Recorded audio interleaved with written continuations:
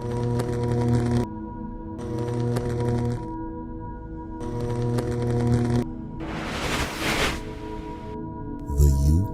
UFO Channel. Who is he? Where is he? Why is he here? Isolated in space on a round mass of matter live some several billion intelligent beings. Man. But what is his origin? Some say he evolved from the slime of the sea. Others that a god created an Adam and Eve and he was their descendant. Yet another speculates that he was brought here sometime in the distant past when the Earth was colonized by men from another dying planet. Despite the theories and speculations, the answer remains an unsolved mystery. As to where he is, that's easier. A planet 8,000 miles in diameter, located in a remote portion of a galaxy, somewhere in infinite space. Why is he here? That too remains an unsolved mystery. Occupied by his daily affairs, he finds little time to contemplate such questions, except for those moments on a clear night when man pauses and looks to the star-filled heavens, and in his mind stirs an unanswered question. He searches his thoughts for an explanation, a key to the faint, forgotten memory of his past. And perhaps at that moment, somewhere else in the universe, on a distant planet similar to his own, somewhere on the other side of our galaxy, other intelligent beings wondered too, and set out in airships on an adventure through space to search for their answers. November 2nd, 1967. Two men are driving west of Loveland, Texas. The night is clear and still. Then around 11 p.m., they have an extraordinary experience.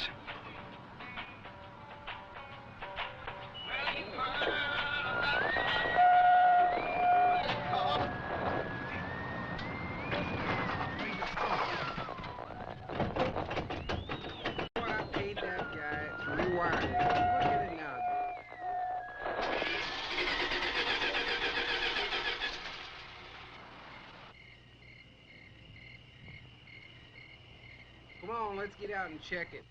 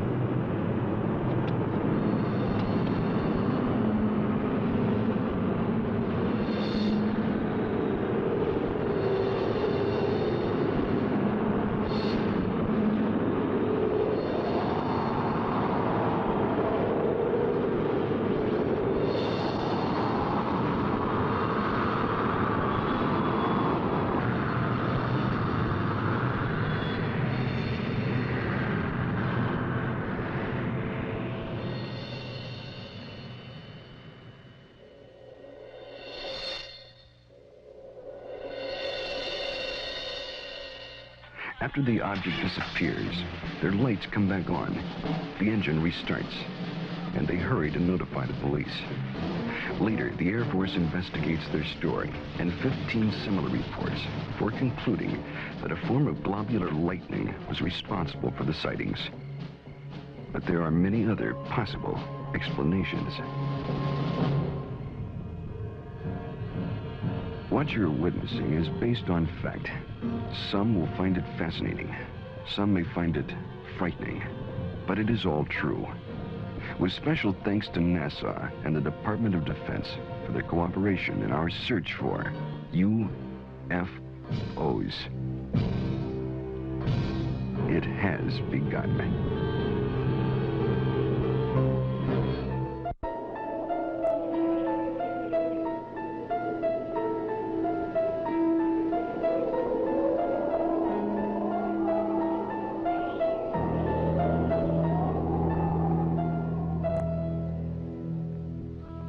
The Old Testament, Ezekiel chapter 1. It came to pass that the heavens were opened, and I saw visions of God. Out of the midst thereof came the likeness of 4 living creatures. They had the likeness of man. Now, as I beheld the living creatures, behold, one wheel upon the earth by the living creatures. The appearance of the wheels and their work was like unto the color beryl, and their appearance and their work was, as it were, a wheel in the middle of a wheel. And when they went upon their 4 sides, and they turned not when they went. As for their rings, they were so high, they were dreadful, and their rings were full of eyes round about them 4. And when the living creatures were, the wheels went by them. And when the living creatures were lifted up from the earth, the wheels lifted up. This account took place some 500 years before Christ. Other accounts very similar appear in earlier ancient writings. The Greeks and Romans also are known to have made observations of such things as phantom chariots appearing in the night sky. Records also tell us that during the reign of Charlemagne, there were many accounts of encounters with tyrants of the air and their aerial ships. These accounts so concerned Charlemagne that those reporting such strange phenomena were subject to torture and death. Here is one recorded event given between the 8th and 9th century in France. One day, among other instances, it chanced at Lyon that 3 men and a woman were seen descending from these aerial ships. The entire city gathered about them, saying that they were magicians sent by Charlemagne's enemy to destroy the French harvest. In vain, the 4 innocents sought to vindicate themselves, saying that they were their own country folk and had been carried away a short time since by miraculous men who had shown them unheard of marvels. Luckily, the Bishop of Lyon pronounced the incident as false, saying it was not true these men had fallen from the sky, and what the townfolk said they had seen there was impossible. The people believed what their good bishop said rather than their own eyes, and set at liberty the 4 ambassadors from the ship. The date was November 12th, the year 1887. The time was near midnight aboard the sailing ship Siberian, when it was reported that several people aboard ship witnessed a huge sphere of fire. It was observed arising out of the ocean. It rose to an altitude of 16 meters, then flew against the wind and came close to the ship, then dashed off toward the southeast. This sighting lasted a full 5 minutes. Within the years 1896 and 97, mysterious airships were reported all across the United States. In Oakland, California, a group of streetcar passengers reported a winged cigar that sent out a stream of bright light. The sighting spread through Colorado, Texas, Kansas, Nebraska, Iowa, and many other states, particularly in the Midwest. On April 11, 1897, Walter McCann of Rogers Park, a few miles north of Chicago, took a photograph of an airship. The New York Herald, as well as the Chicago Herald Tribune, pronounced the plates as being genuine and not a fake. Dr. Jacques Vallée, international authority on the UFO experience. The first thing I'd like to dispel is a frequent misconception that UFOs are limited to this country. Very often people ask me, how come I never hear about UFOs in other parts of the world? How come we only hear about UFOs in America? Well, UFOs are not an American phenomenon. They are a worldwide phenomenon. That's one of their most dramatic characteristics. The first major wave of sightings, and sightings tend to come in very intense series over a couple of months, over a given region of the world.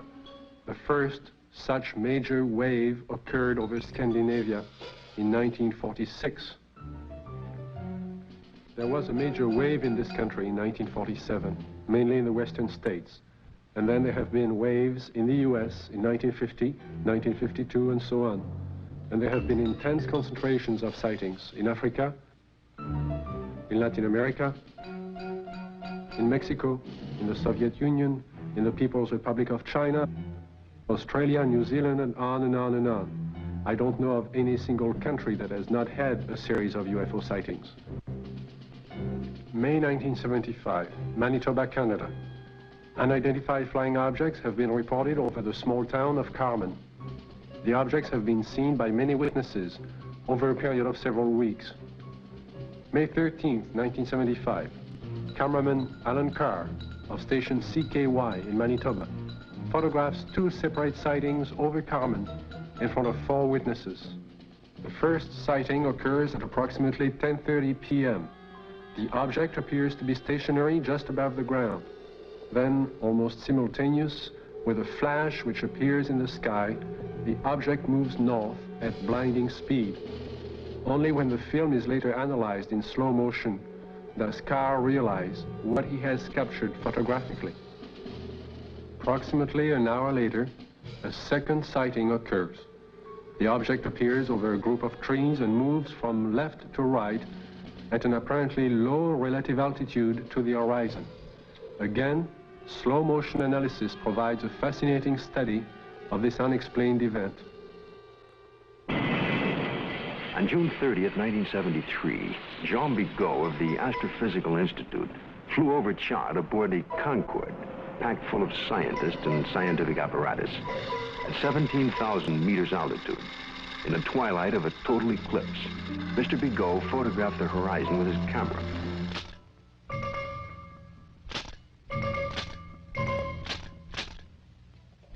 When the photo was enlarged, one of the slides showed what you're now seeing. If you look closely at this photograph, it resembles exactly what has been cited by many Americans during 1973 and 74. Although NASA takes no official position as to the UFO phenomena and their probable explanation, nevertheless, there remains on the record several unexplainable sightings by Gemini, Apollo, and Skylab astronauts. The first sighting occurred during Gemini 4 in June of 1965. Astronaut Jim McDivitt suddenly spotted a cylindrical object with arms and antenna. And when seen against the day sky, it appeared white or silvery. The object then appeared to be moving toward the craft. Suddenly, they lost sight of it. During the sighting, the astronauts were able to take these photographs and movie films of the UFO. Gemini 5, later that year, after 3 days and 5 hours into their mission, were contacted by Houston Control Center, advising the astronauts that Houston had picked up and was tracking another object, which was pacing Gemini across the entire United States. They estimated the UFO between 2,000 to 10,000 yards from the craft, and as large as the Gemini craft itself. Because of the limitations of viewing area aboard their capsule, no visual contact was made. Radar continued to track the object until they passed the Ascension Islands in the Atlantic. It then disappeared. Gemini 10 crew, Collins and Young, picked up objects traveling together in orbit. A positive identification has to date not been made. This photo was taken during the Gemini 11 flight on the 18th revolution, 27 hours and 47 minutes after liftoff. September 13th, 1966. This UFO was tracked visually and recorded on film by the crew and is truly considered unidentified by the photo interpretation experts at NASA. Perhaps the strongest and most spectacular of all the sightings took place aboard Apollo 11 on its way to the moon for the first moon landing. The ship was 1 day out, on July 16, 1969, when they spotted an unusual object. It had a sizable dimension to it. At first, the crew thought it was the Saturn IV booster rocket and called Houston for confirmation. Houston informed them the booster in question was some 6,000 miles away. The object remains unknown. During the Skylab 3 second manned flight, on the 23rd day of 1973, at sunrise, a series of 4 exposures were made by the crew of a visually sighted unidentified flying object, or satellite, as considered by the NASA Photo Interpretation Laboratory. The Skylab crew noticed a large star-shaped object, brighter than a planet or star. They watched it for about 10 minutes. They estimated its distance as from 30 to 50 nautical miles from Skylab.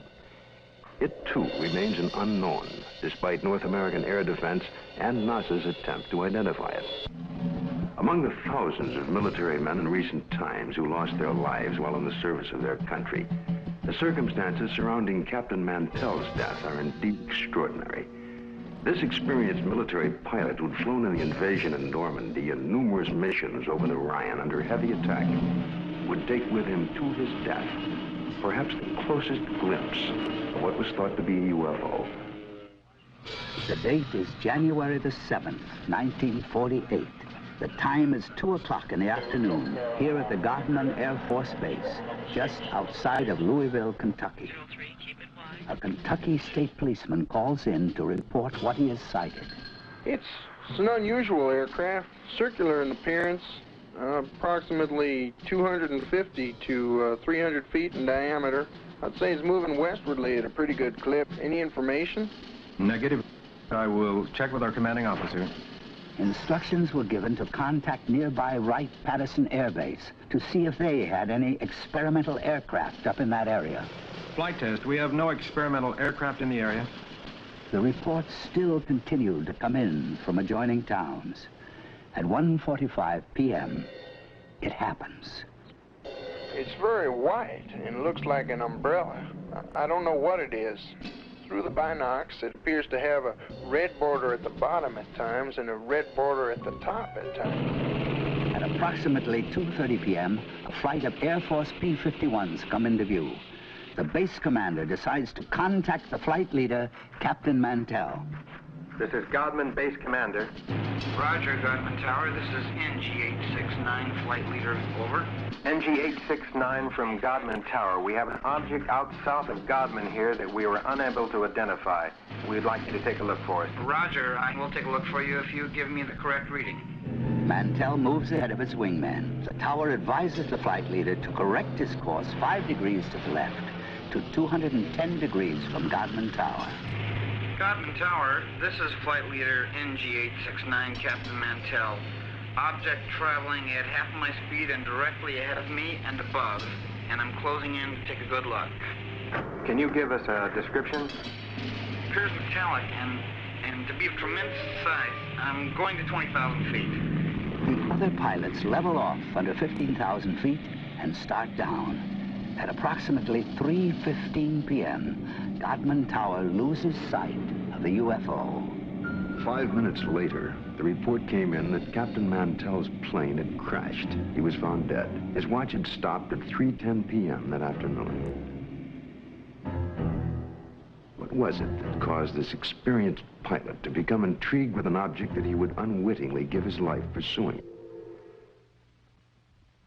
6 months later, a cylindrical-shaped object giving off a phosphorescent glow was to be sighted in the night sky over Robbins Air Force Base in Georgia.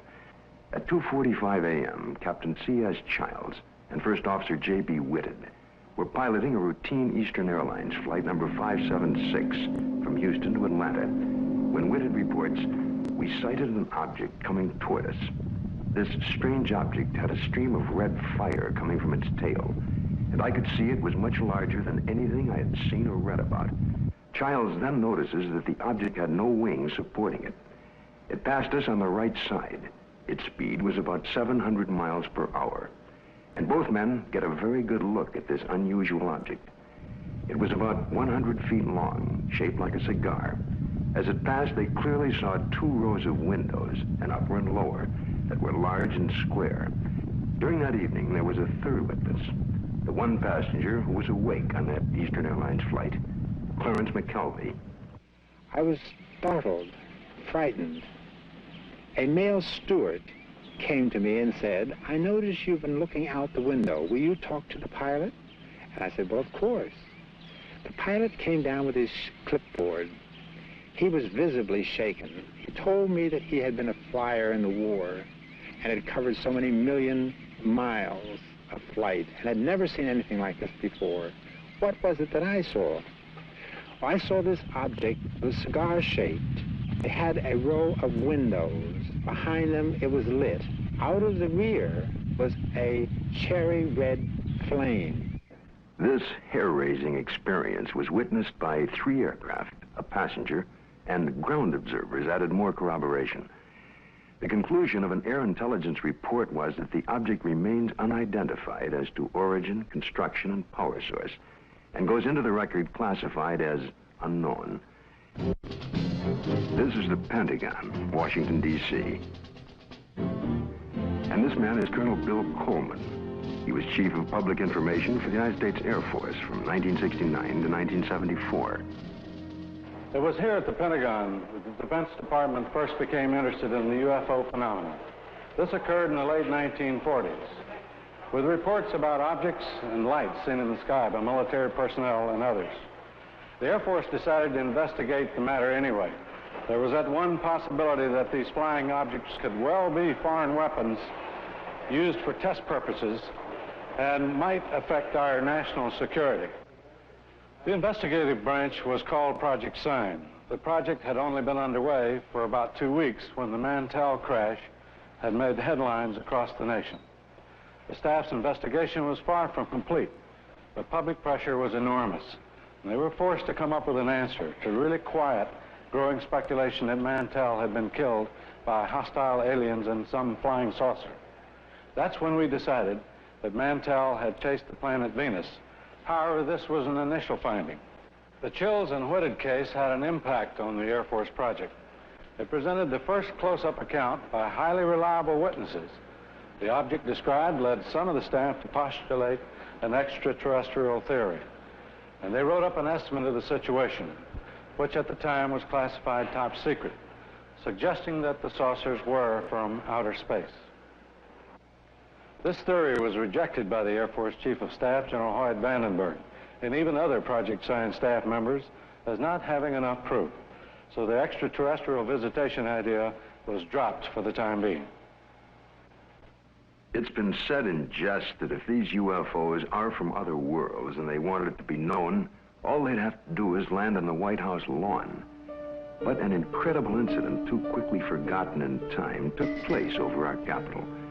In 1952, Air Force spokesman for the Pentagon and UFOs at that time, Mr. Al Chop, relates the famous incident that stirred the Capitol, causing a request from even President Truman to be kept up to date on all the details. There were radar reports of unidentified flying objects over the nation's capital. We had 3 reports. One came from Andrews Air Force Base radar control room, and 2 from the radar controls at Washington National Airport. The first sightings consisted of a number of unidentified targets picked up on radar. Then a call was placed from National to the Andrews Air Force Base flight controllers. They were apparently tracking the same targets. Then Andrews reported a visual observation of 3 objects that were apparently in the same position as those indicated by our radar sets. The targets stayed on radar until about 12:30 a.m. They moved slowly at first, about 100 to 200 miles per hour. Then one of the targets sped away at a fantastic rate of speed. It moved west from Andrews toward Riverdale. The estimated speed was 7,300 miles per hour. At this time, in the tower, we had about 7 targets on the radar scope. These unidentified objects were flying all over the city. They even violated the restricted air corridors here over the White House and over the Capitol building. The phenomena wasn't to subside. The following Saturday night, July 26th, a repeat performance unsettles the Capitol again. I was awakened the following Saturday night around midnight by a telephone call to my home in Virginia. It was the public information officer for the Federal Aviation Authority. He told me the air traffic control radars were again picking up a large number of UFOs over the Capitol area. First, they would follow a definite flight path, and then they would suddenly disappear. Others would come into view just as suddenly. I placed a phone call to the command post in the Pentagon, and I asked for an intercept. About 2:40 a.m., we got a radio call from a flight of F-94s, 2 aircraft in the flight. They also, at about that moment, appeared on our scope. And at that moment, a very frightening thing happened to us. All of our unknown traffic completely disappeared the moment those aircraft came on the scope. the flight leader called in and said, well, it doesn't look like we're going to do any good here, so we're going to go back to base. And at the very moment those aircraft disappeared, all of our unknown traffic appeared again on our scope. And again, it was a very frightening experience. We called Andrews Air Force Base, and they reported exactly the same thing happened to their scope. 10 a.m. on the morning after the sighting, General Landry, at the request of President Truman, called intelligence to find out what was happening over Washington. It was the largest and longest press conference held in the Pentagon since World War II. General Samford headed the conference and said that he was personally satisfied that the radar scope sightings were the result of temperature inversions, which are known and account for certain blips on radar. Although this was the conclusion of the Air Force investigations, interestingly enough, the actual report begins with this opening comment: a study of the various reports regarding the subject. Radar sightings do not allow a positive and final explanation to be made. The CIA now would enter the picture by convening a panel of top scientists to examine the UFO phenomena. The CIA's concern was that recent waves of sightings might constitute a threat to our national security. The thinking was that the enemy could exploit UFOs as a decoy in the preparation for an attack on the United States. 5 outstanding scientists and various Air Force and CIA representatives were to meet on Wednesday, January 14th, 1953. Among the panel members was one associate member who was destined to have more experience with the UFO phenomena than any other American scientist to date, Dr. J. Allen Hynek, astrophysicist and head of the astronomy department of Northwestern University. I was called into the meeting on Thursday. The panel members were seated around this table. It was a rather somber and impressive occasion, actually. I was a junior member, and I remember feeling considerably nervous and apprehensive about being in front of this powerhouse of scientists. But then for the past 4 years, I had been scientific advisor to the U.S. Air Force on this very problem. There were 2 films that were of particular interest to the panel at that time. One was a film taken by a Navy officer while on vacation in Utah, near Tremonton, Utah, and the other was a film taken in Great Falls, Montana, by the owner of the local baseball team. The Utah film had already been subjected to some 1,000 or so man-hours of analysis by the Navy's Photographic Interpretation Laboratory.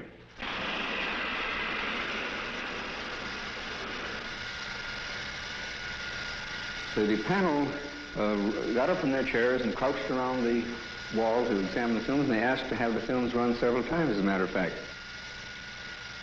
Now, the Navy had, on the basis of their detailed analysis of the Utah films, they had concluded that the objects shown on the films could not be birds, balloons, aircraft, and so forth, but indeed that they were self-luminous, unidentified objects. Despite this conclusion, the panel rejected it and concluded that the objects were birds. They couldn't be unidentified, therefore they had to be birds. I came away from the meeting and from the room with the distinct feeling, however, that the panel had deliberately moved to debunk the whole subject and not to give it the serious scientific attention which it deserved. How many times have you noticed something in the sky, something out of the ordinary, a movement or a shape that suddenly catches your attention? You look more closely, and usually the thing becomes immediately recognizable. It's the moon, or a flock of birds, or a plane. Usually. But just for a moment, suppose the thing you glimpsed remains unrecognizable, unidentified, without witness or proof. All you have left is a nagging sense of mystery, of uncertainty. A few years ago, this man had such an encounter near San Francisco, only he had proof in the form of an 8mm movie. But through an unsettling series of circumstances involving the United States Air Force, he remains today uncertain about exactly what he saw. It was in August 1965. My family and I were invited to some friend's house near San Francisco. I remember it was a beautiful, clear day.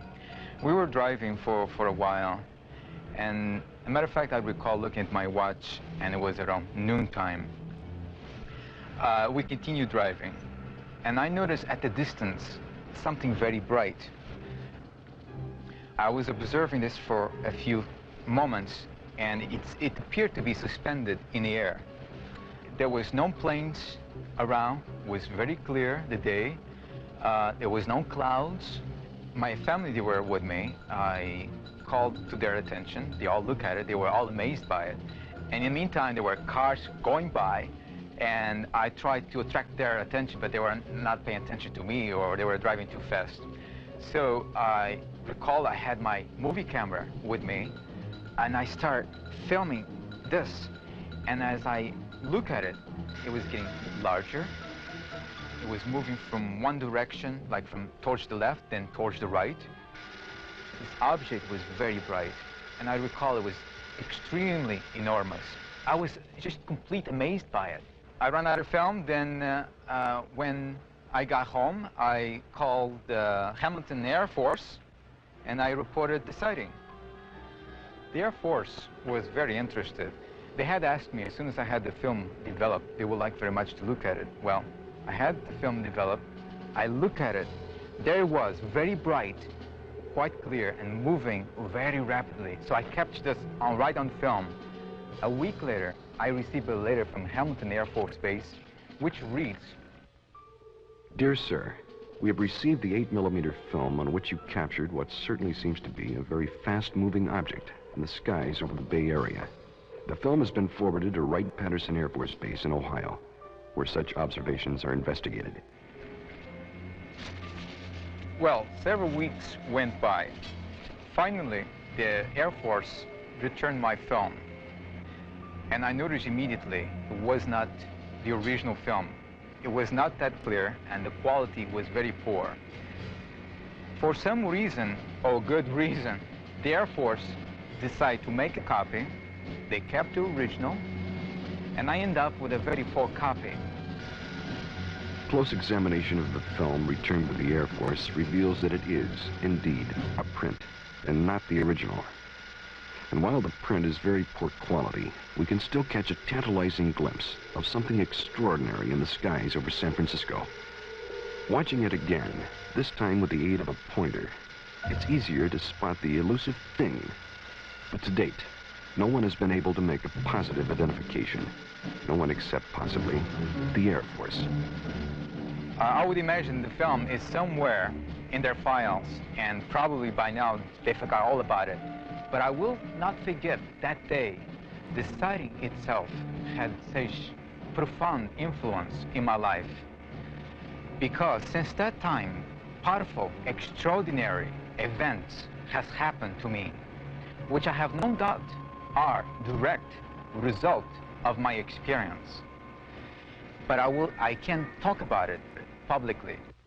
It seems the CIA was to become involved in the UFO phenomena again, in a most unusual way. A series of episodes were to take place that up until the airing of this program were not public knowledge. The events were so bizarre that it's hard to conceive they happened to individuals associated with such no-nonsense organizations as the Office of Naval Intelligence and the CIA. This man is retired Lieutenant Colonel Robert Friend, U.S. Air Force, and former head of Project Blue Book. Friend, now on the management staff of Celesco Industries Incorporated, which builds and launches missiles for defense testing purposes. Friend now relates this most unusual experience. It was 1959 when I was invited to attend a briefing in the security portion of this building. It seems a retired Rear Admiral had information about a woman in Upper Maine that purported to have established contact with extraterrestrial beings. 2 naval intelligence officers were sent to investigate. The naval officers met with the woman, and she went into a trance, supposedly to establish contact with the purported extraterrestrials. And then they asked her scientific and technical questions that a woman of her education could not possibly know the answers to. Yet, as the questions were put to her, she was able to answer easily with seeming telepathic help from these purported extraterrestrials. According to the report, she indicated there was an organization, OEEV, which meant Universal Association of Planets, and that organization had a project, UNZA, meaning Earth, which was being conducted. Then an unexpected turn took place. One of the naval officers was informed by the woman that they, the extraterrestrials, were willing to answer questions directly through him, a naval commander and intelligence officer with no prior experience in telepathic communication. He took over and attempted to write down the answers to questions put to him by his fellow naval officer. The word traveled back quickly to Washington officials and the very skeptical CIA. Nevertheless, there was no reason to totally disbelieve the report of this highly respected Navy commander. Questions were put to him, such as, do you favor the government, religious group, or race?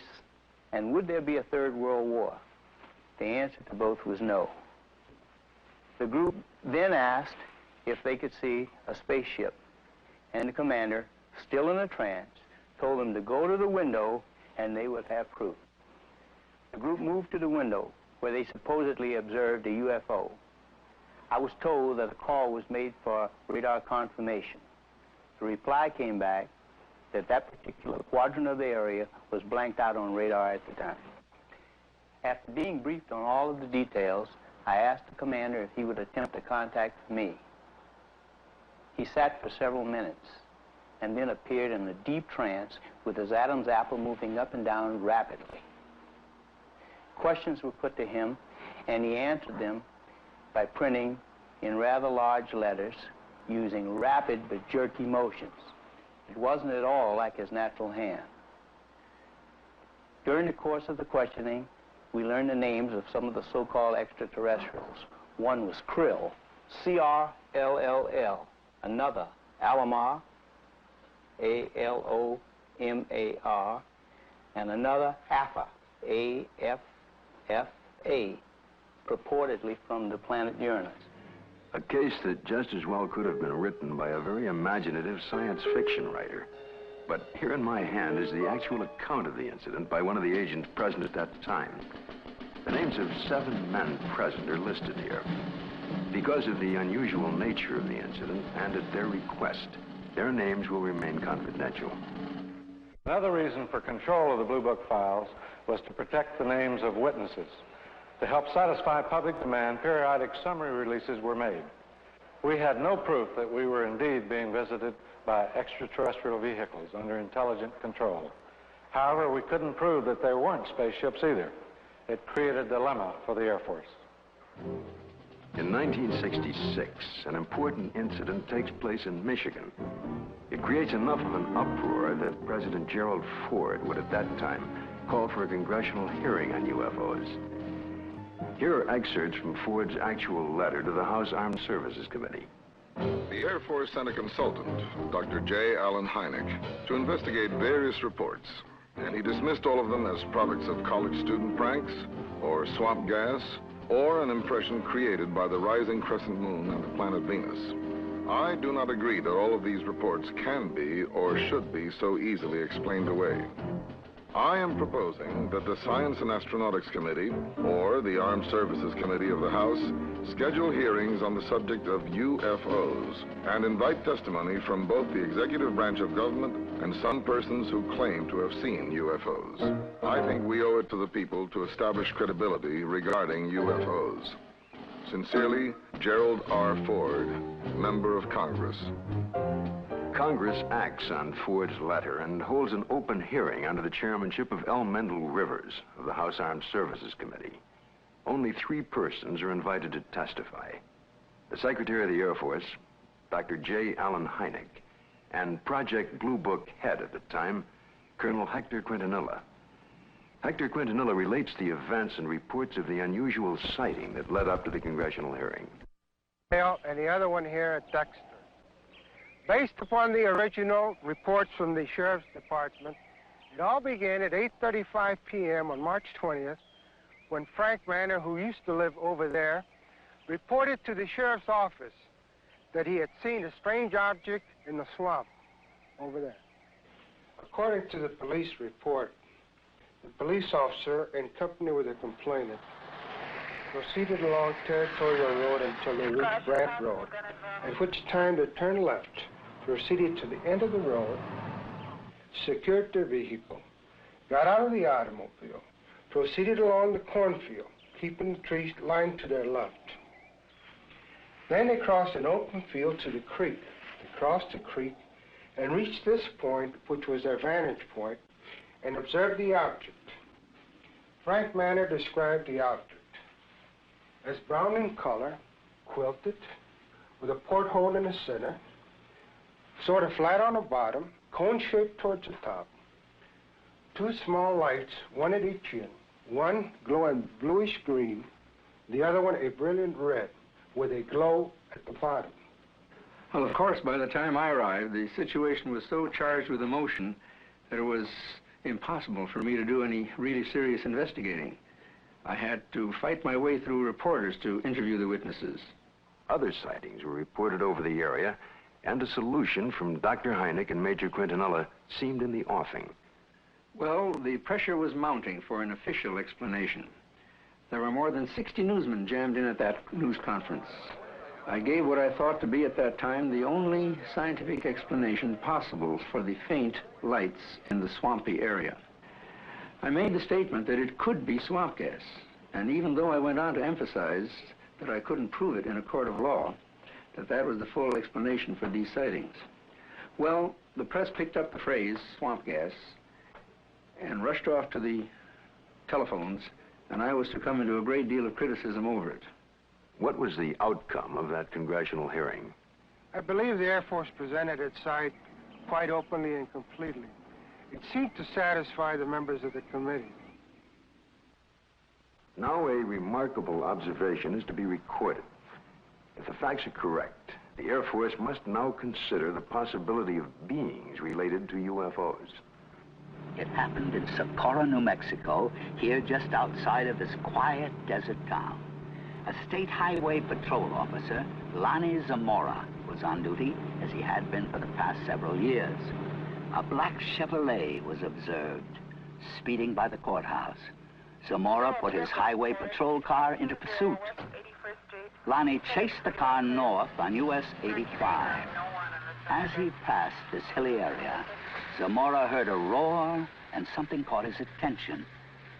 10 or 15 seconds pass.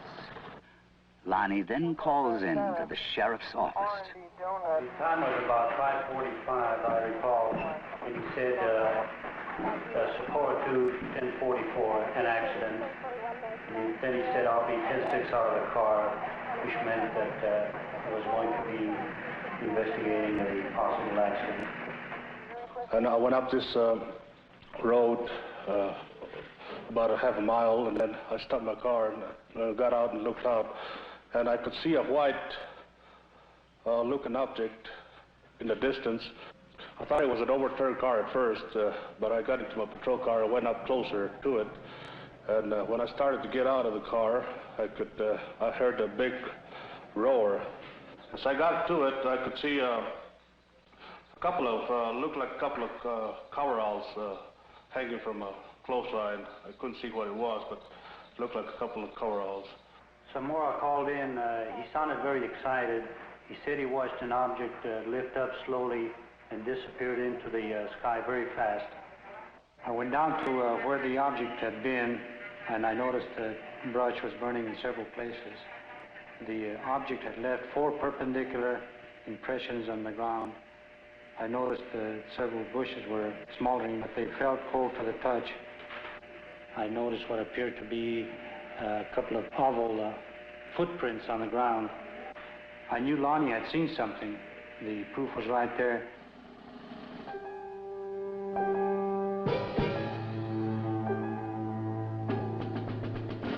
The incident was very interesting, to say the least.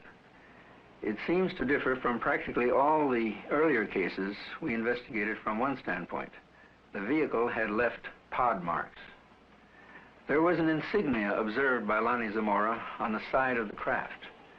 The insignia was unidentifiable, not American nor Russian. And last of all, the observation of these two people in some sort of suit. But what did the investigation turn up? What was the official Air Force estimation of the situation? We went over the case completely. We had soil samples tested at the Air Materials Laboratory. The burnt bushes were analyzed for propellant residue.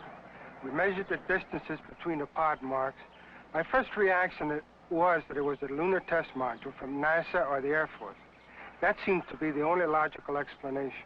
This was probably the best documented case in the Air Force files, and I checked it out everywhere, all the way up to the top, even to the White House command post, and nothing.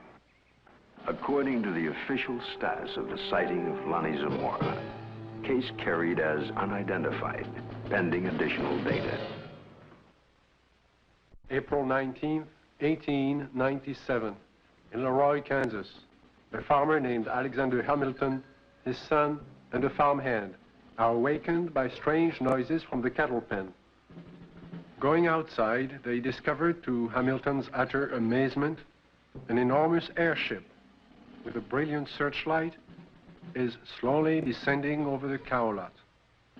Fearfully, Hamilton moves closer and is startled to find that one of his cows has been caught by a red cable running down from the ship. The next day, after an extensive search, he discovers the cow's hide, legs, and head in a field miles away. This is one of the first recorded cattle mutilations connected with UFOs. The report could easily be dismissed as a tall tale if there were no others. But since then, thousands of bizarre animal mutilations have been discovered, not only in this country, but in Africa, Australia, Brazil, and many European countries, in fact, all over the world. In this country, mutilations have occurred in over 30 states in the last 5 years alone. Frustrated ranchers and law enforcement officials have come to recognize the classic signature of the mysterious mutilators. Often, in a remote area, a cow will be found dead, the sex organs removed, and the tongue, an ear, and an eye, all surgically cut out. The body, more often than not, has been drained of blood, though no blood has been found on the ground. In fact, there are no tracks or prints of any kind near the body. And yet, amazingly enough, there is no evidence of a struggle. One of the first states to be hit by the mutilations was Colorado. Reporter Bill Jackson of the Sterling Advocate covered the story from the very beginning. A classic mutilation, or say 90 to 95% of the mutilations will be almost identical. Some part of the face will be gone, exposing nothing but, you know, the jawbone. An eye will be taken, the tongue will be cut out, and an ear will be taken. The rectal area of the animal will be what appears to be bored out. The reproductive organs will be removed. In the case of a cow, the udder will either be entirely removed or parts of it will be removed. Usually, in probably 90 or 95% of the cases, there will be no blood whatsoever in the animal. And there will be no traces of blood on the ground where it fell or where it was mutilated. All you've got is the carcass, and you've got no idea why it died, or how it died, or how it was mutilated. It all began in 1975. It was a bizarre time. Nobody had ever seen anything like this before. Not only did we have the mutilated dead animals on the prairie, but we also started getting the lights in the sky at night. Along that time, there were many theories that were being developed on why this was being done. The satanic cults were being blamed, dope smugglers, UFOs, a government experiment of some kind. As time went on, the situation became so widespread that people realized it couldn't be the occult or the dope smugglers, which left us two possibilities. Number one, it was being done by a government, let's say. Or number two, it was being done by UFOs. As more and more cases were reported, the Colorado Bureau of Investigation was called in. Well, our position is basically one where predators, at least our investigation determined that predators were responsible for probably 99% of the reports of mutilations. As I said, there were 203 separate reports received from this agency. But of the 203, we only received 45 tissue samples to conduct microscopic analysis on. Of the 45 tissue samples, we found that only 2 of those 45 had actually been mutilated with a sharp instrument. When they first started, they would send samples of these animals to the CBI, to Fort Collins, to try and determine what was the cause of their death, what was mutilating them. And 9 times out of 10 or more, the report would come back that were being caused by predators. Now, these ranchers and the sheriffs in these rural areas have been around cattle all their lives. They've been around coyotes all their lives. And they knew that this just wasn't possible. A coyote would not do that. Predators, when they come in and start to eat, now I'm talking about 4-legged predators. They'll come in and they'll bite, and then they'll pull and they'll tear. The cuts we have, even we can't make cuts like this. We've tried this many times on dead animals with scalpels, razors, and knives, and we can't make the same cuts. We've had cattle that we've went and investigated that were, called in, and I think I have a mutilation here, and we went out and we seen it, and it was not a mutilation.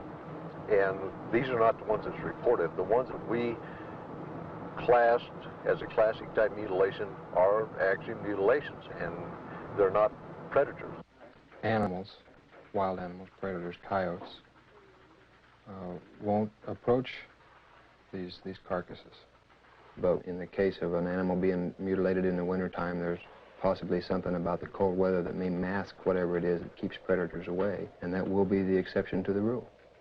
Is this animal here, is any pretty much like the other ones you had that was mutilated? Yeah. How old a cow is this, Don?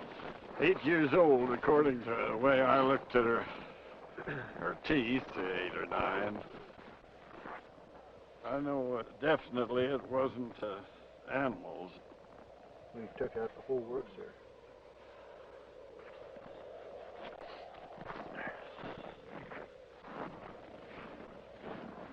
Don, now on this critter here, this looks like a real incised wound.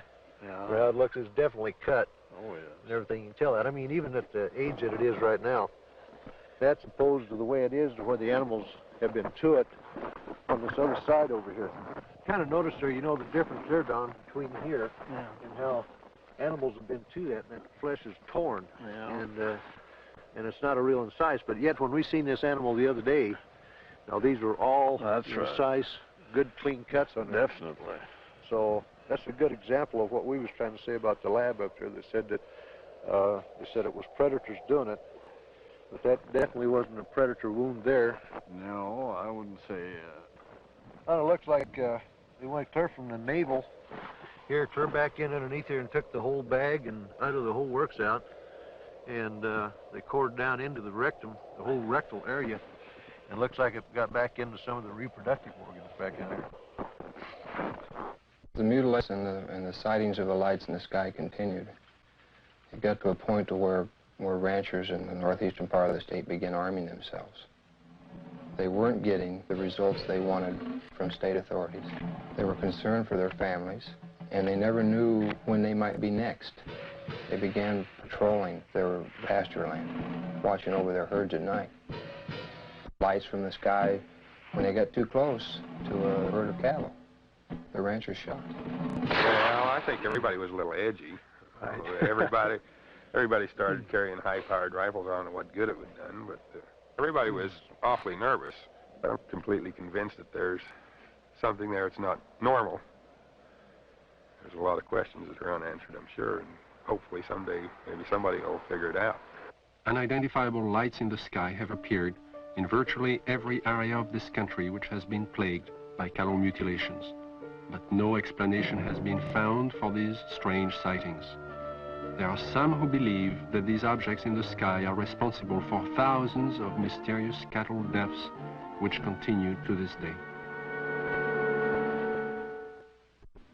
Though state and local officials have stated their views about the mutilation mystery, surprisingly few veterinarians will speak publicly about the situation. This man is an exception. Dr. William Fitzgerald runs an animal clinic in Durango, Colorado. Because of his expertise in the field of veterinary medicine, he was asked by the sheriff's office to perform an autopsy on a mutilated cow found in a remote area of state-owned forest. This particular animal had been largely exsanguinated. The anus and about the first 4 inches of the rectum had been removed. The preputial skin and the last 2 or 3 inches of the penis had been severed flush with the body wall. The left eye had been removed, and the last 1/3 of the tongue had been cut. A portion of the lips on the left side of the animal were also sawed off, presumably to gain access to the tongue, but this makes no sense because that portion of the tongue could have been easily pulled out and cut off without that, so I don't understand that point. Reports I have heard, some that I have read subsequent to this time, indicate that people have seen mutilations that they attributed to predators. And if this was a predator, he had 2 feet and a 6-inch knife, because it was a very sharp single cut in most instances. And although not the world's leading expert, I work with knives frequently. I know what they do. I know the marks they leave. Exsanguination, the removal of blood from an animal, has been a predominant trademark of the mutilators. Few officials have found an answer to the technique used in this procedure. Dr. Fitzgerald describes what he thinks is the method. If a large bore needle is placed in the animal's jugular vein while the animal is sedated, under anesthesia, or awake if you like, somehow restrained, however, the animal's heart will function as a pump and will pump out very nearly all of its blood through that needle.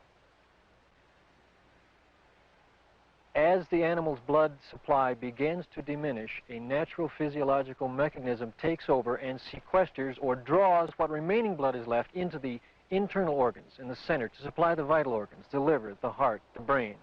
And it will leave the peripheral area, the skin, all of the non-vital centers, largely bloodless.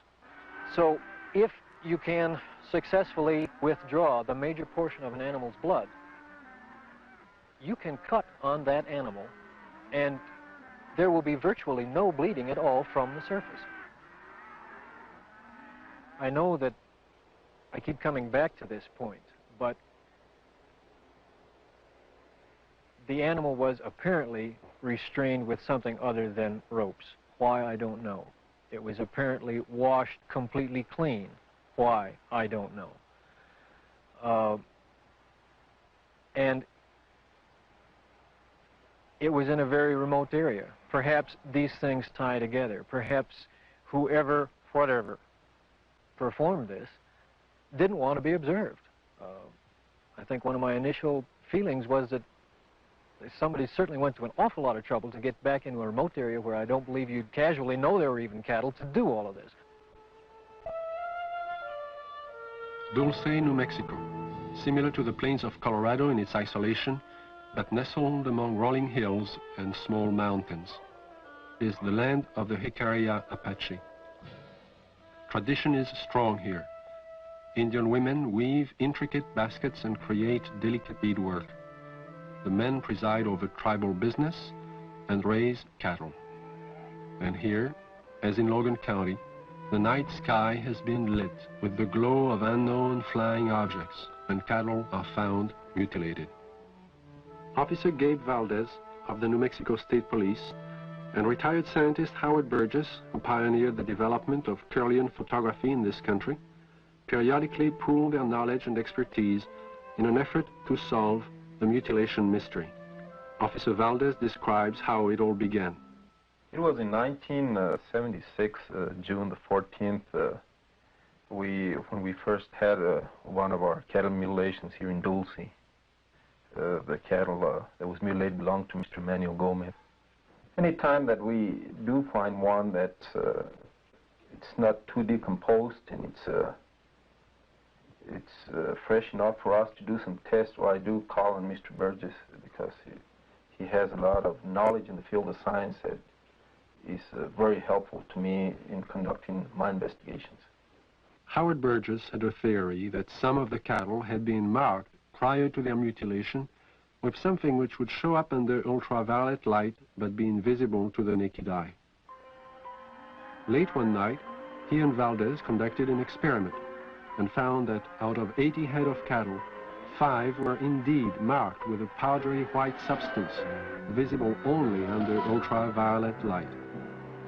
So we took ultraviolet with some special filters and ran the cattle through it, and what appears to be markings glowed under ultraviolet. It's invisible to the normal eye, but under ultraviolet it does glow. Then we removed the hair from the region that does glow, and we removed a control sample. We took these to the lab and had chemical checks run on them. We did find that the sample that did glow is extremely high in potassium and magnesium. At the time, this was interesting, but it didn't mean much to us until we ran on to other things that began to tie in with it. The tie-in came on June 3rd, 1978, when a UFO was sighted over Taos, New Mexico. As it hovered over the town, it dropped a thin film of ashes onto the ground below. The ashes contained high levels of magnesium and potassium, the same elements found on the cattle under ultraviolet light, but there was more. We find there's at least 25 elements in there. There's a good possibility that it may be something that's organic. And if it is, this just opens up a real bag of worms, because anything can happen if this is an organic material that has come from one of these crafts. And this, as the people told us, directly fell from the craft that was hovering over the area. One evening in 1975, Logan County Sheriff Tex Graves took his deputies into the countryside around Sterling, Colorado, determined to track the bright lights which had been skimming across the ranches and farmlands for the last several weeks. Reporter Bill Jackson describes the sequence of events. We were just getting started in this. We really didn't know what we were doing. We weren't prepared for anything like this, of course. But as time went on, we realized we couldn't catch them, so maybe we can take pictures of them and discover something that way. A year and a half later, the lights returned. The mutilations were still going on. So we arranged with the Honeywell people in Denver to borrow a 1100 millimeter Lentar lens from them, and got some high-speed recording film from Kodak. And then we sat and we waited, hoping that the lights would come back and we'd have a chance, and finally that chance came. It was a stationary object that we saw for approximately 30 to 45 minutes, and the resulting shots were interesting, to say the least.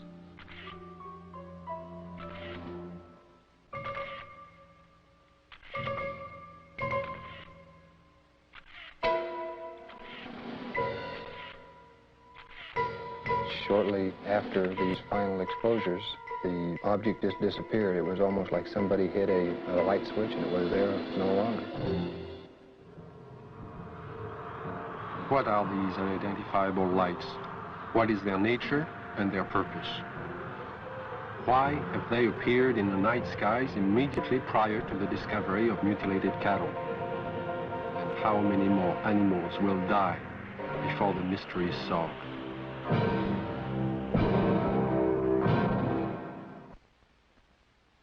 In 1974, I received a call from a woman who had a strange story to tell.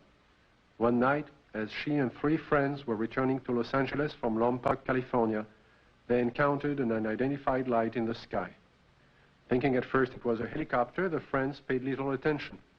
When the object began to fly in unusual patterns, at extremely high speeds. The passengers soon realized they were dealing with something out of the ordinary. What happened next is best told in the woman's own words. Helen is a fictional name. Her real name is being withheld at her own request. I saw it come into the sky from the top of the mountain range and go straight up and do a 9-degree angle toward us, and I called it to the attention of Don, John, and Sue. And they saw it too, and it was there.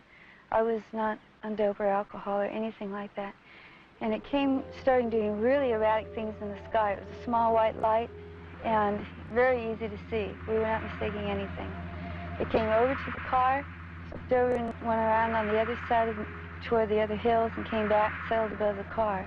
By this time, because it was so close, it was 8 lanes of freeway, at least in diameter and even a little wider, saucer-shaped, a very white, luminescent light emitted from the entirety of it. The ship stayed above us, out in front of us, about a minute or two, and we watched it, and none of us were saying a thing. And we just kept driving, and it kept staying in front of us. And then out of the perimeter of it, closest to us, came 4 white beams of light, very much like funnel-shaped, smaller at the perimeter, and they descended upon us and came around each one of our bodies. And out of each one of our bodies, we started to float into that beam of light. The best description would be molecularly being dispersed. And when I looked over at Don and Sue and John, their bodies, their legs and their bottoms are still on the car seat, and their heads and their shoulders and their chest molecules were going through the roof of the car, along with mine. We didn't lose consciousness while this happened. We were completely conscious of going through the roof. And the bottom molecules of our body were coming through too, and we were about 3.5 or 4 feet outside the car, going toward the ship, and we hit an energy field, a strong one, and remembered nothing. Next thing I did remember, we were coming back, the same process, going back into the car. It wasn't until several years later that Helen realized she had experienced more than she remembered. Mental images, which she couldn't explain, caused her to visit a specialist who put her through a memory regression. In this relaxed state, Helen recalled the evening in question and described in detail the experience of being taken aboard the UFO. I came to, and standing in front of me was a very tall man with whitish hair, kind of bronze, beautifully tan type of skin. And he had a long type of robish gown on, and he was looking at me, and very, very friendly. And he said he supposed I'd like to know what we were doing here. And I looked around, and I did want to know. There was a huge room that we were in that had a hallway off the front and a hallway off to the side. And there were round, curved hallways. The room was very light. Iridescent light radiated all over, but you didn't see a light bulb anywhere. In fact, you didn't see hardly anything except for the swivel chairs we were sitting in. And he proceeded to help me up. And then we walked together over to the screen in front of us, across the room, and he showed us some information and pictures, and it was very cordial and very easy to talk with. The man spoke to me in English, but concurrent with everything he said was a great deal of telepathic communication, and it was completely peaceful feeling. It all made sense. He showed us a screen with many images on it that clarified some of the things he was saying. He also said that he'd been around with the other people there for thousands of years, and that they had been picking up people and giving information to people for the use of putting it into this world, into this society, to bring about a lot of better changes. And the interesting thing was that there are some people, he indicated, who we know and read about, who were given information by him. This is what he told me. And there was no fear. That's predominant, I think, in everything. From this large room where we first came on, the man led me down into a couple other rooms.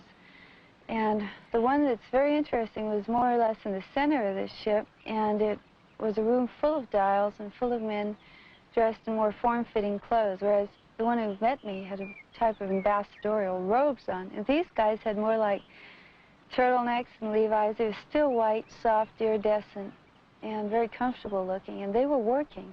There was plenty of dials, and there was lots of screens, types of scopes there, and they were doing things very involved. None of them paid any attention to us. They kept their word. After he had taken me to these rooms, we were walking again down the hall to go back to the car. And while we were walking, I remember telling him, you know, nobody's going to believe me. And he said, it's really nice to talk to her, and he goes, it doesn't matter if anybody believes you. And there was a purpose to being told these things, and what I had learned and what John and Sue had learned too had its purpose. And he was very kind and very cordial. You could meet him on the street almost and not even feel anything unusual. And then we came back to the room, and we were put back in the car the same way as we were taken out. And we just this tremendous sense of peace, and that there was a lot more going on than we had originally thought.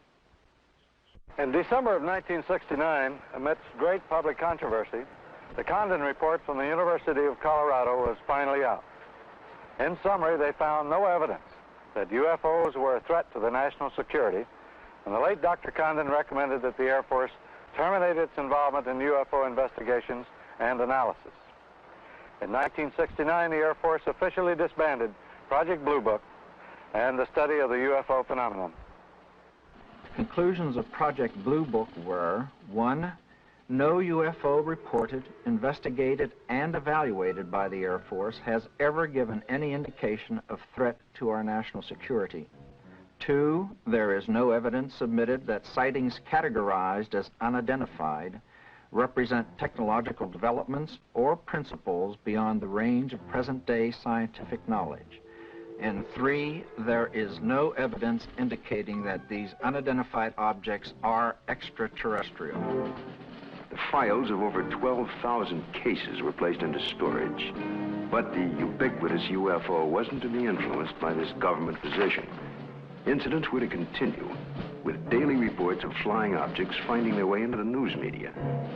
In the closing months of 1973 and early into 1974 alone, there are over 1,000 unrelated and unsolved reports of UFOs from across the United States. Delaware State News, Dover, Delaware, October the 16th, 1973. Dover. 3 women on their way to the market saw it. At the same time, the crew of the Delaware State Police helicopter saw it. 2 airline pilots flying over Dover reportedly saw it. Flight controllers at the Dover Air Force Base saw it. Southern Illinois and Carbondale, Illinois, October 18th, 1973. It didn't make any noise, Don said. It had red and green flashing lights on the front and back. Times Dispatch, Richmond, Virginia, October the 19th, 1973. It was hovering, and we parked there on U.S. Route 15. About 2 hours and watched it. Walla Walla, Washington, January 30th, 1974. Guards of the Washington State Penitentiary have spotted what appears to be the same UFO 2 mornings in a row from their tower positions at the prison. Scranton Tribune, Scranton, Pennsylvania, February the 25th, 1974. Police spot flying object. State's UFO reports are increasing. October 21st, 1978. Bass Strait, Tasmania. A pilot named Frederick Valentich disappears after reporting a strange craft hovering above him. December 12, 1978, La Chapelle, France. A 45-year-old worker riding home observes an oval object. Together with another witness, he sees a craft hover above them. December 12, 1978, Guadalajara, Mexico. 2 luminous saucer-shaped objects are reported by residents, then by a police officer. December 16, 1978, Palermo, Italy. A bank clerk spots a disc of light and alerts the police, who take several photographs. January 2nd, 1979, Wellington, New Zealand. A veteran pilot and a newsman film 7 objects. January 4th, 1979, Jerusalem. Police on duty see 3 mysterious objects at high altitude. January 5th, 1979, Johannesburg, South Africa, a woman and her son report seeing half a dozen occupants in front of a brightly colored craft on a lonely country road. Ordinary people are seeing something all over the globe. But what have the experts seen? NORAD and the Air Force do have extremely sophisticated equipment, and by use of the phased array radar facility, surveillance is maintained on objects in space. But the system is only designed to track things like rockets, satellites, and man-made debris, objects with specific trajectories and which hold an orbital or flight velocity of approximately 4.8 nautical miles per second. This system is designed to discriminate between objects in space. For example, it will ignore a meteor entering the Earth's atmosphere, but will quickly spot a satellite as it begins re-entry. Objects can also be photographed with incredible precision by the electro-optical surveillance system, and it's very good at its job.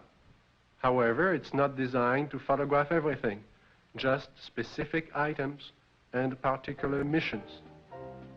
The sky is so vast, it is virtually impossible to wait for, track, and photograph all unidentified phenomena. There is just not sufficient time or budget. So it is not really accurate to say that our sophisticated equipment and personnel are able to identify and examine any and all UFOs.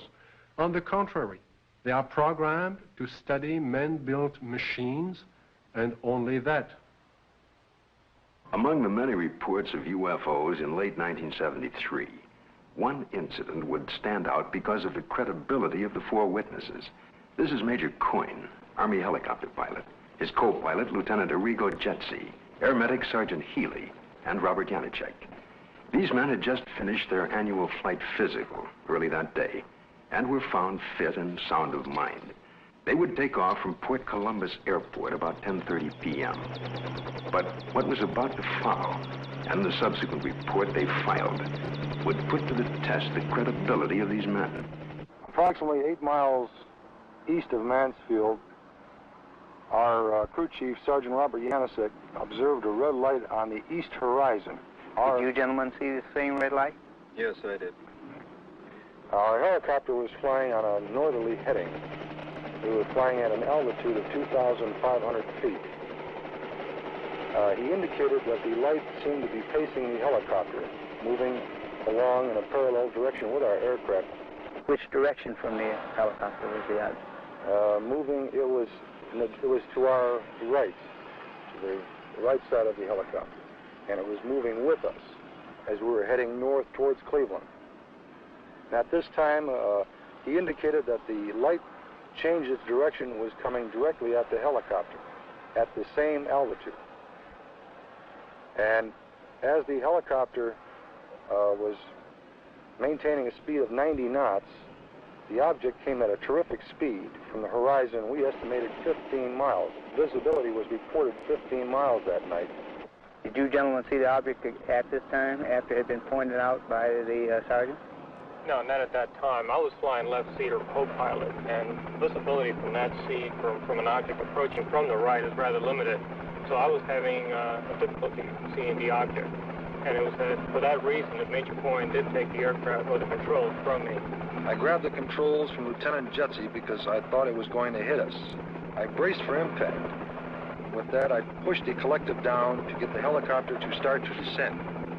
I then looked at the altimeter. It was showing 1,700 feet, and we were descending 1,000 feet a minute.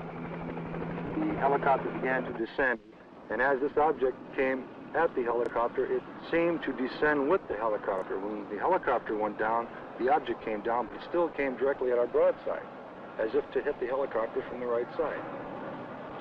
Did anyone else see the object at this time? Yes, I was watching it come on out of the east horizon.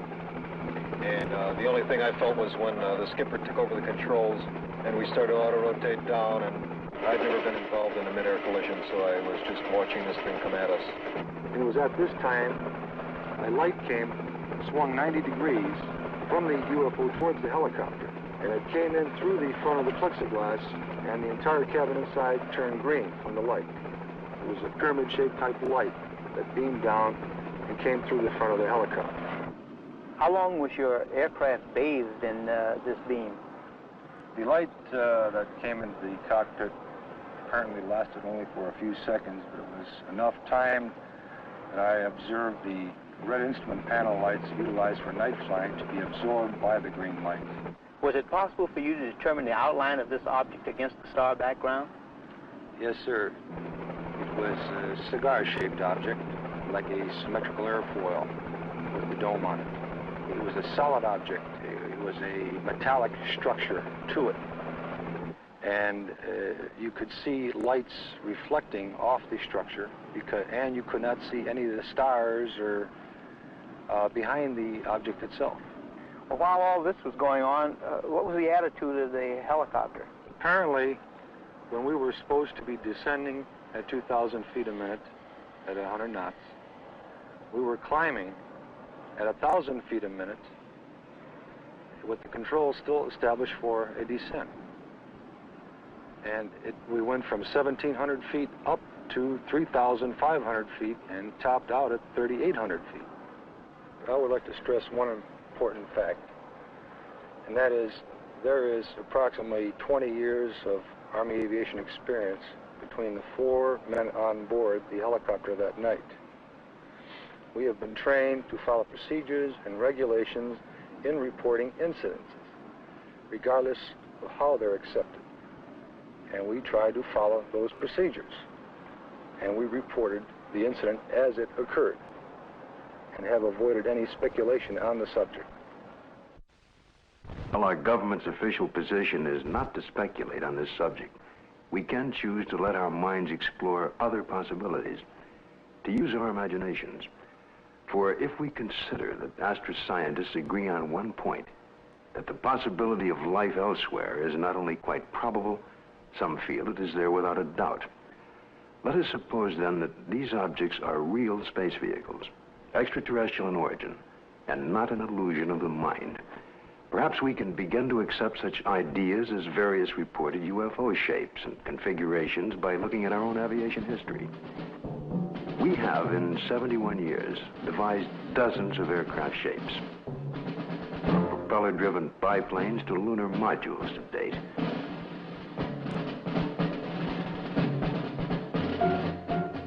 And by projecting into the future, it's conceivable that our technology may lead us to similar developments. As to the UFO's behavior, if they are space vehicles, they appear to have movement in advance of our understanding of what is possible in the 20th century. But we must realize, however, it stretches our imagination. There will be a 21st and 22nd and 23rd century, where the impossibilities of today may be tomorrow's commonplace. If these vehicles are of origins outside our Earth, then we must assume they are managed, controlled, and operated by some sort of beings, perhaps similar to us. From sketchy reports around the world, we can begin to construct a hazy portrait of these aliens. Reports indicate ashen, pale, white skin, perhaps with a thin protective membrane over them. Eyes large, far apart, with a wraparound appearance. Nose indefinite, 2 small breathing holes. A slit mouth, or small, or no opening at all. Behavior, cautious, curious, firm. Ability to paralyze on touch. Sounds emitted. Humming. Oohs in a foreign language or some accent. Buzzing as if electronic from their head and chest. Wearing head protection or overall body protection. We just might not be scientific and technically sophisticated to the extent that's necessary in order to recognize what is the real evidence in this, in what we have collected. I think we should also think of other possible hypotheses. Suppose there are such things as interlocking universes, where forms of matter which don't mesh with ours except under strange conditions. To assume that we're on the level of intelligence that would of necessity be visiting us, if they have the ability to come here, there may be no common bridge of understanding. There may be attempts at communication and we don't recognize it as communication. we must always be aware of the fact that we may be testing the wrong hypothesis. As for instance, in the days when people talked about stones falling from heaven, that was testing the wrong hypothesis. Meteorites do exist. The phenomenon exists, but they're not stones that fall from heaven. They're stones that the Earth collides with when they're in orbit around the sun. It's arrogant, egocentric, egotistical for us to think that we are the highest intelligences in the universe. I think that's completely preposterous. As far as the extraterrestrial intelligence is concerned, I believe it's out there. We have not been able to come up with a logical explanation. At least our scientists have not. The only plausible explanation that would explain all of these sightings is the theory that these could be intelligently controlled vehicles controlled by an alien species, alien to this planet. How would the public react if this event were true? To find the answer, Dr. Leon Festinger of the New School for Social Research consulted a number of prominent social psychologists from several universities across the United States. You must realize that social scientists can only make educated guesses about reactions to such a new and startling event. But nevertheless, certain behavior can be predicted. Dr. Aronson of the University of Texas points out that many people already have strong beliefs about the existence or non-existence of extraterrestrial beings and are committed to these beliefs.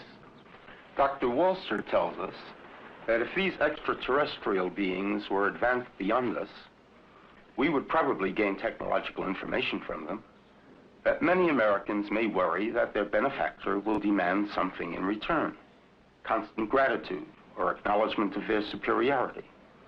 As far as panic is concerned, most of my associates agree that it wouldn't happen unless there were, one, an imminent danger with no escape or chance to protect oneself, and two, it resulted in loss of contact with family or primary groups. And last, there is also the question of longer-term effects. What would happen over many years?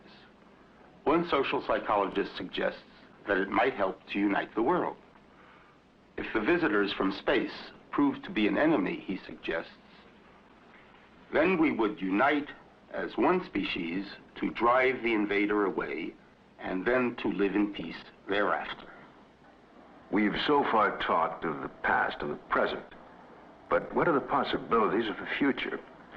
It seems almost certain that if other beings more advanced than ourselves do inhabit other sectors of the universe, then it's quite probable there will come that day, that moment in time, when official contact will be made.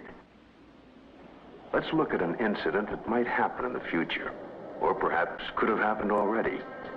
The premise is that contact is made by extraterrestrial beings with representatives of the United States Air Force at Holloman Air Force Base in the deserts of New Mexico. The day is clear. It's about 5:32 a.m. at Holloman Air Force Base. Traffic light. One recon plane is on the field ready for takeoff when Sergeant Mann is given a report of an approaching unidentified craft. Yeah, Bill, no, nothing on the log. I'll repeat it again. Unidentified approaching objects on coordinate 49er, 34 degrees southwest, following range and array. Can I go northeast with the Army helicopter? Probably a stray civilian, maybe. Keep me informed. I see him over there. Check with Edwards. Make contact with him, Bill. This is Holloman Air Force Base, control tower. Identify yourself. What's your tail number? You're encroaching on military airspace. Warning, identify yourself. You're in a restricted military air corridor. Call the base commander. Base commander's office, Sergeant Whitmore speaking. Yes? Yes, hold on. Colonel, for you. This is Colonel Horner, yes?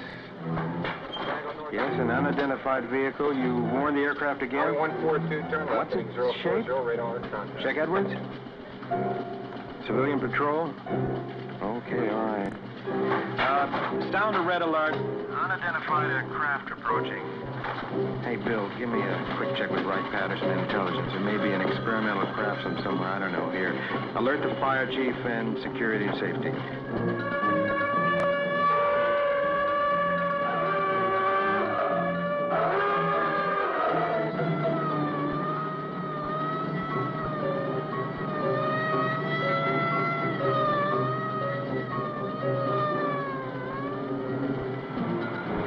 military interceptors are dispatched to escort the unidentified crafts out of the area.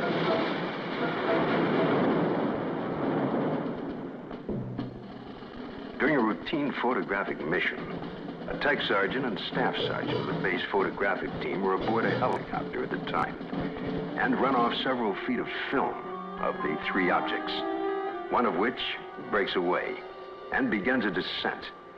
A second high-speed camera crew on the ground runs off approximately 600 feet. The cameras continue to roll as the extraordinary vehicle comes into view. It hovers, almost silently, about 10 feet off the ground for nearly a minute and yaws like a ship at anchor, then sets down on 3 extension pads. The commander and 2 officers, along with 2 base Air Force scientists, arrive and wait apprehensively. A panel slides open on the side of the craft. Stepping forward, 1, then 2, and a third, what appear to be men dressed in tight-fitting jumpsuits, perhaps short by our standards, with an odd blue-gray complexion, eyes set far apart, a large pronounced nose. They wear a headpiece that resembles a rope-like design. The commander and the 2 scientists step forward to greet the visitors. Arrangements are made by some sort of communication, and the group quickly retires to an inner office in the King 1 area. Left behind stand a stunned group of military personnel. Who the visitors are, where they're from, and what they want is unknown.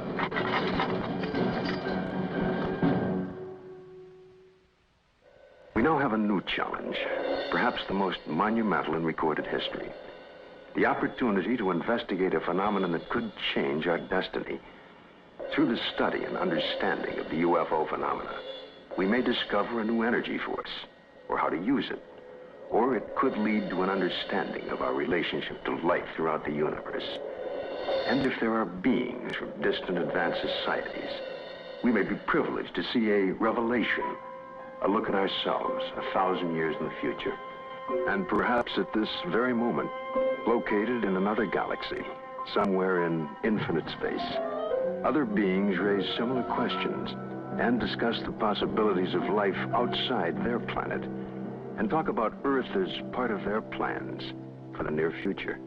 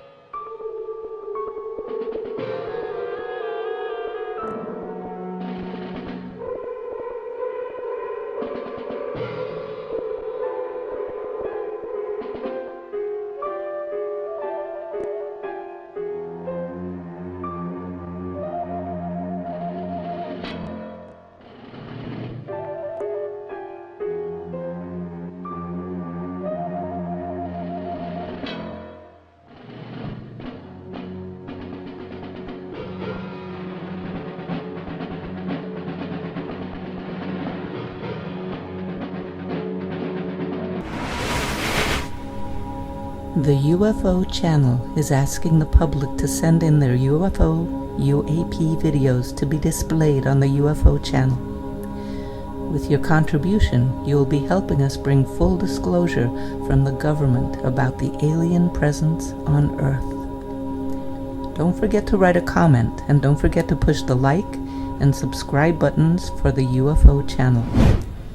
Regardless of what any publication or anyone says, only the truth matters.